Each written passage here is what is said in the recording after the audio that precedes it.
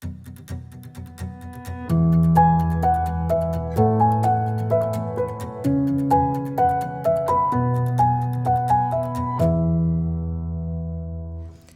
afternoon, friends and family of the ITI, and my fellow graduates, congratulations. First, I want to thank you for selecting me to be your class speaker.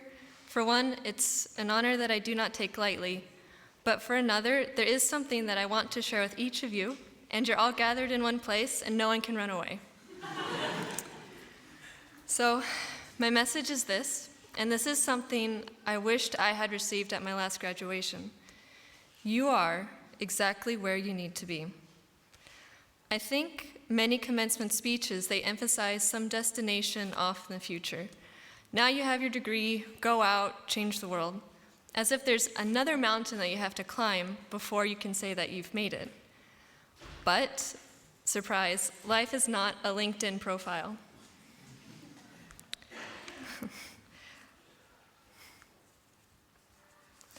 Instead of measuring your heart for if you've accomplished earthly success, instead weigh your heart for its faithfulness to God. In other words, you are right where you need to be as long as your heart is pointed to God. It is the difference between the two thieves at the crucifixion. It is the difference between a governor like Pontius Pilate and an emperor like Constantine. But, of course, to live this way is, well, it requires a lot of discernment, daily discernment. And there's 3 key tools that I would like to share from my favorite priest on YouTube, Father Mike Schmitz. So the first thing to keep in mind is try to be in a state of grace.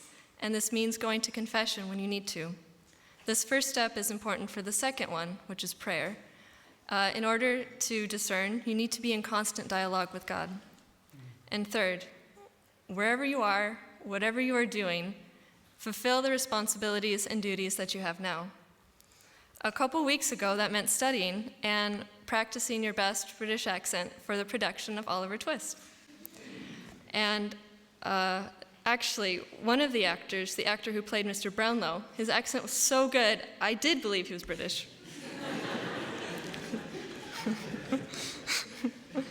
Right now, it is your duty to look regal, attentive, and to sit up straight in these chairs.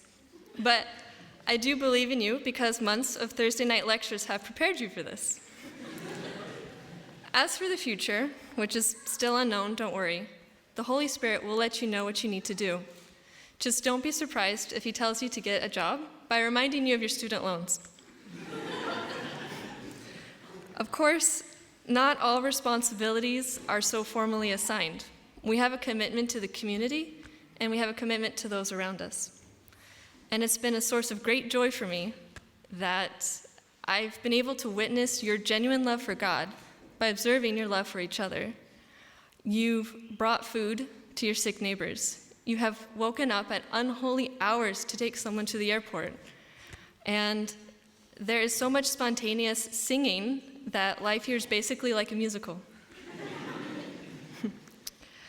And I have you all to thank for that, for the open mic performances in the Keller, for bringing excitement to this little quiet corner of Austria.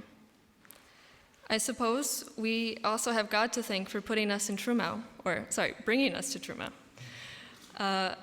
I know it's had its ups and downs, but maybe he thought the best way to teach us to cook was to put us in a town with 1 restaurant and 1 kebab shop.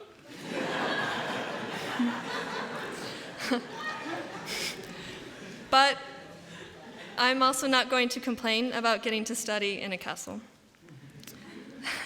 And speaking of studying, thank you, each and every one of you, for bringing your insights, your enthusiasm, your experience, to bring the most out of the seminar method.